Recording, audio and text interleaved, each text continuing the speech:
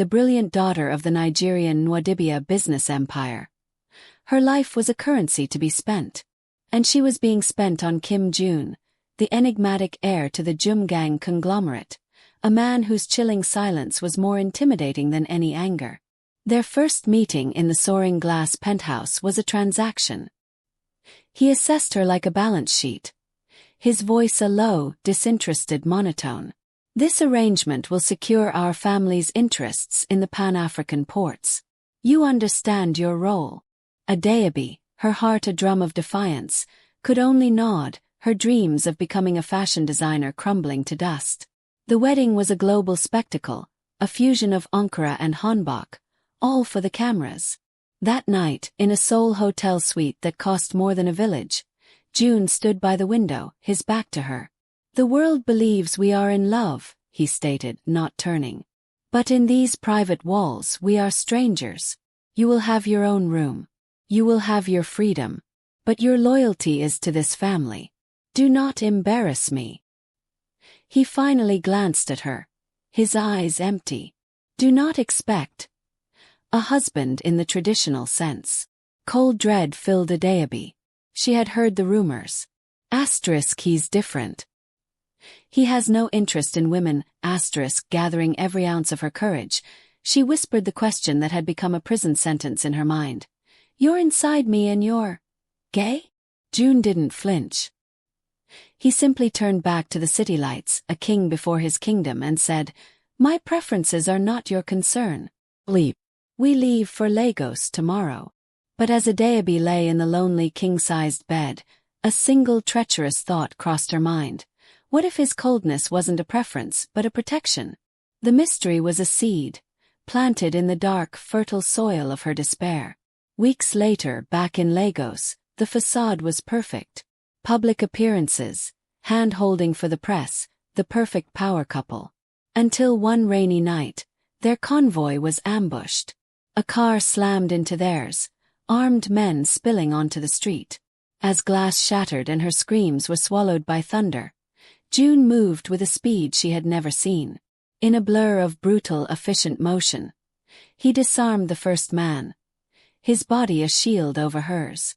A gunshot roared next to her ear. He grunted, his weight pressing into her. When the chaos subsided, his security had neutralized the threat. Joon pushed himself off her, his white shirt stained not with his own blood, but with hers. A shard of glass was embedded in her arm. His cold facade shattered, replaced by a terrifying primal fury. He looked at her wound, then at the scene of carnage, and his eyes weren't those of a disinterested businessman. They were the eyes of a predator. And in that moment, Adaobi knew with chilling certainty. The man she married was not just a corporate heir. He was something else entirely. The investigation into the attack was swift and silent. The official story was a botched kidnapping.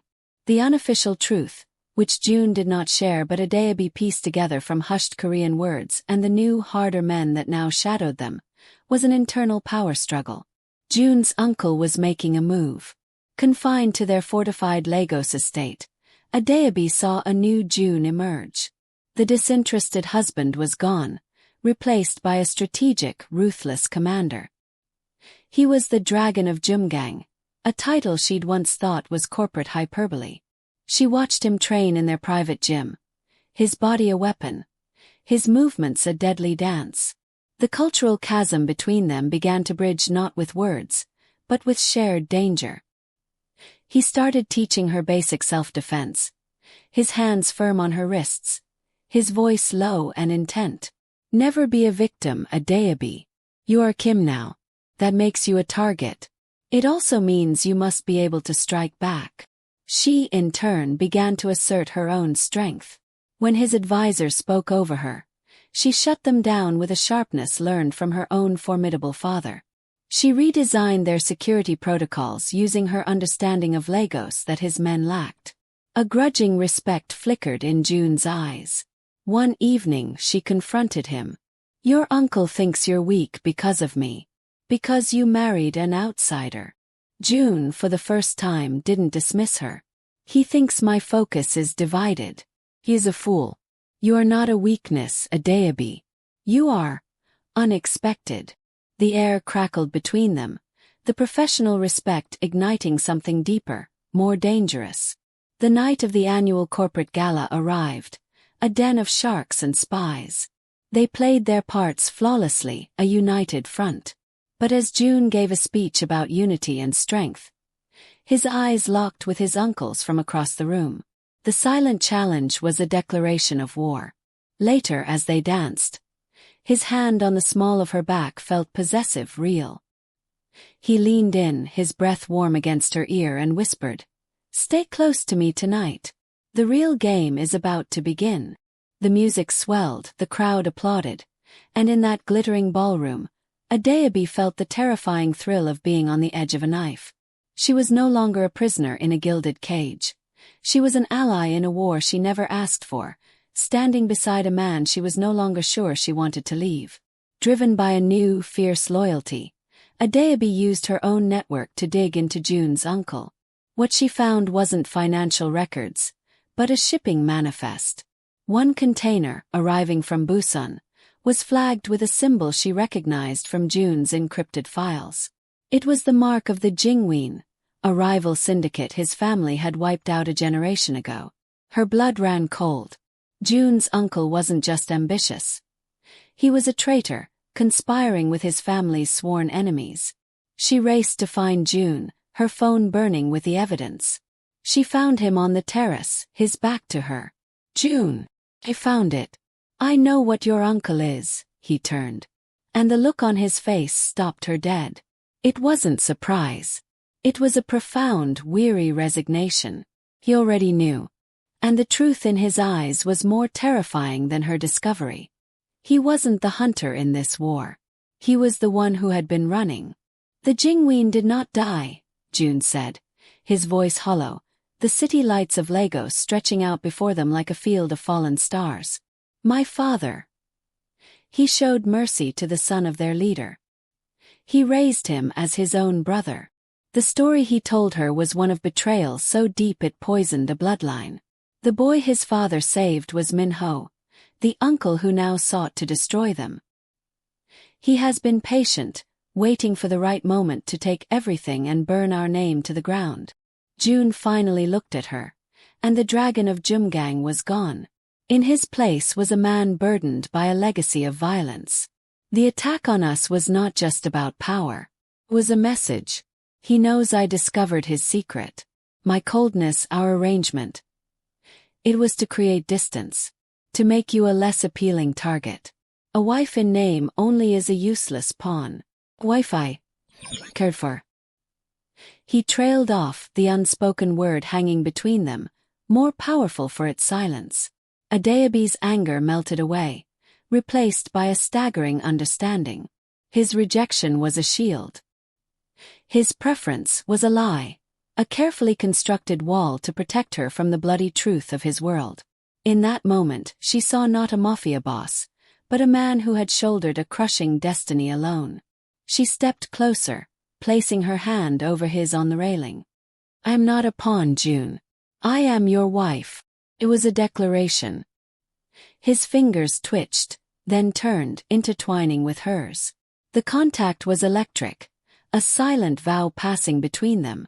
The political marriage was over. A real alliance was born. Together they laid a trap, using the arriving container as bait. The night of the raid, Adaobi wasn't left behind. She was in the command center, her knowledge of the port's layout proving invaluable. When Joon's communication cut out deep inside the warehouse, it was her voice, calm and fierce over the radio, that guided his team to him. They rescued him, cornered but unharmed, the evidence against his uncle secured. He walked out of that warehouse, his eyes finding hers amidst his men. He didn't smile. He didn't need to. The respect in his gaze was a language only they understood. Victory was sweet but short-lived. With his uncle in custody and the syndicate broken, a fragile peace settled. For the first time they were truly alone, without the specter of war between them. The tension shifted from strategic to intensely personal. One evening he came to her room, not as a commander, but as a man. He didn't speak. He simply cupped her face, his thumb stroking her cheek, his eyes asking a silent question. Her breath hitched, her own answer clear in her gaze. He leaned in, and the distance of months closed in a heartbeat. Their first kiss was not gentle. It was a conflagration, a release of all the suppressed longing, respect, and shared trauma.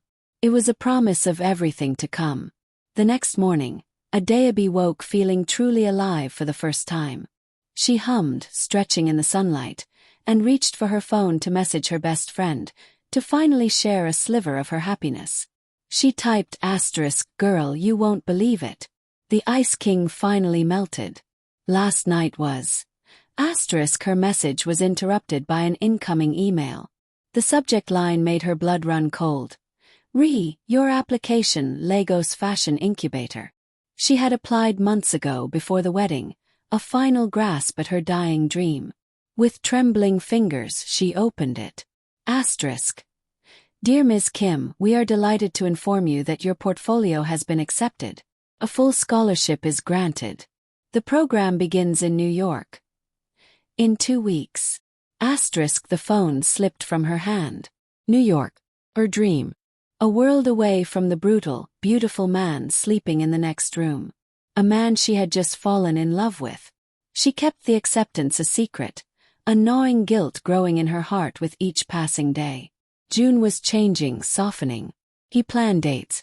He asked about her designs. He was building a real life with her, brick by tender brick, while she held the wrecking ball in her hands. The conflict tore her in two. Was she Adaobi the designer, or was she Mrs. Kim? Could she be both? The tension built until it snapped. He surprised her with a custom-built studio in the East Wing, filled with the finest fabrics and equipment money could buy. Your world, Adaobi, he said, his voice laced with a rare, vulnerable hope. Here in our home. The gesture was so perfect, so loving that it broke her.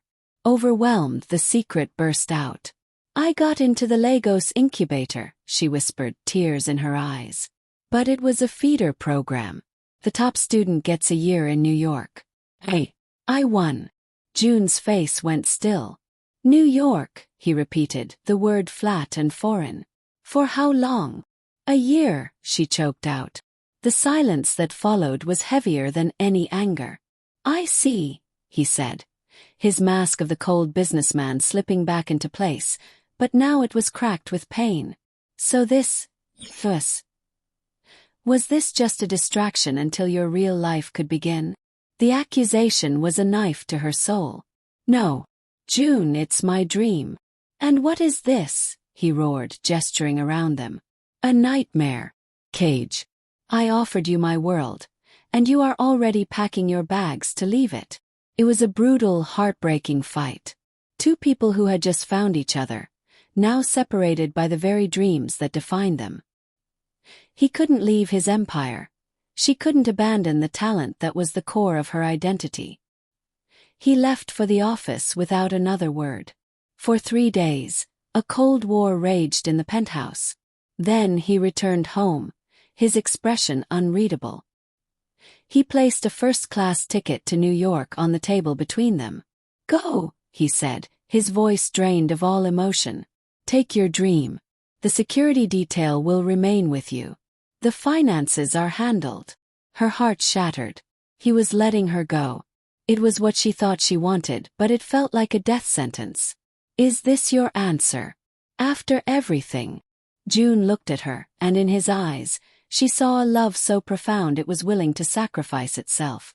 My answer, he said softly, is that I will never be the man who clips your wings, even if it means watching you fly away from me.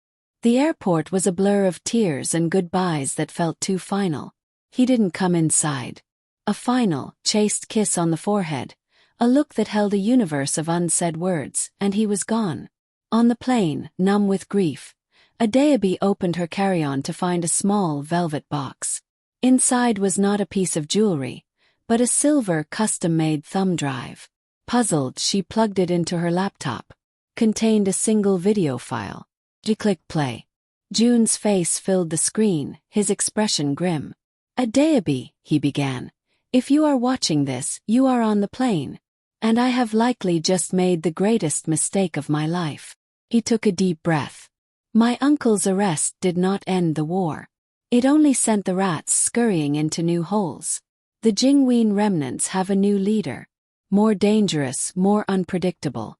My intelligence has been unable to identify them. Until now." He leaned closer to the camera, his eyes burning with intensity. "The new Jingwein boss. They are not in Seoul.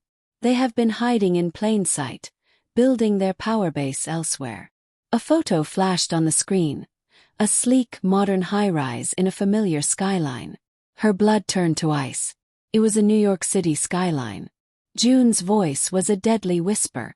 "Their primary operations are now in New York. I didn't send you away from the war, Adaobi. I sent you directly into the heart of it." And so, dear viewers, our heroine soars 30,000 feet above the Atlantic, cradling a truth more dangerous than any weapon. The dream she clutched in her hands was now a key, unlocking a door to a battlefield she never imagined. The vibrant, chaotic energy of New York City awaits her, a stark contrast to the fortified world she left behind in Lagos and Seoul. But Adaobi is no longer the naive bride traded in a corporate merger. She is a woman forged in fire, tempered by a love that was as real as the bullets that once flew past her head. She carries the heart of a dragon within her, and the strategic mind of a queen. She stepped onto that plane thinking she was leaving her Mafia husband to reclaim her identity, only to discover that her identity is now inextricably linked to his.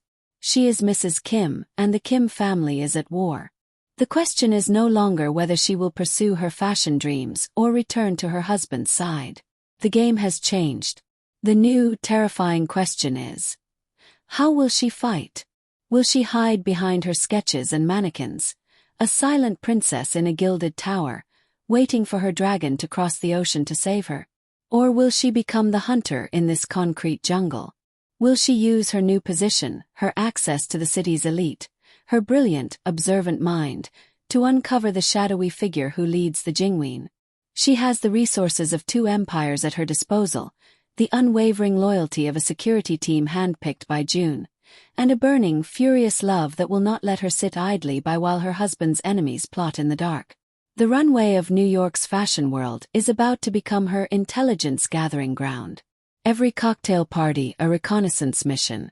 Every design a potential cipher. The student has become the master, the pawn has become the queen, and she is about to make her opening move. The dragon of Jumgang may be the storm that breaks his enemies, but his wife, his Adaobi. She will be the quiet, relentless tide that washes away their very foundations. The battle for their future is no longer in the ports of Lagos or the boardrooms of Seoul. It is here, in the city that never sleeps. And the new boss of the Jingwein has no idea that their most formidable opponent has just landed, her dreams in one hand, and a declaration of war in the other.